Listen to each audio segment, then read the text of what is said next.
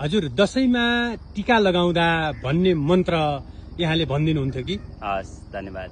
दशैंमा टीका लगाउँदा हामीले छोरा मान्छे र छोरी मान्छेलाई फरक फरक किसिमबाट मन्त्रहरू भनेर टीका लगाइदिन्छौँ।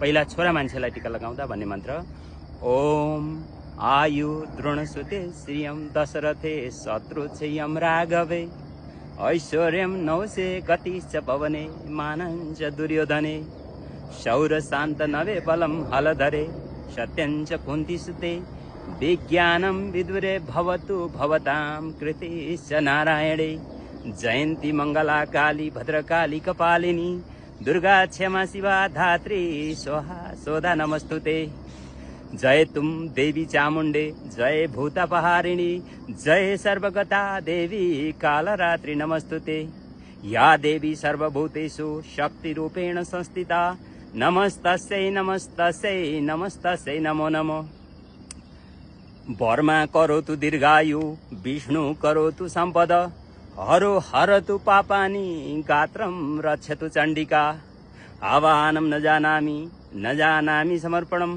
पूजा चैव न जानामि क्षम्यतां परमेश्वरी। यति मन्त्र हामीले भनेर जस्तो छोरी मान्छेलाई लगाउँदा जयन्ती मङ्गला कालीबाट सुरु गर्ने, छोरा मान्छेलाई यो पुरै मन्त्र बनाएर लगाइदिँदा हुन्छ। यही नै हो दशैं मन्त्र। दशैंको सबैलाई शुभकामना।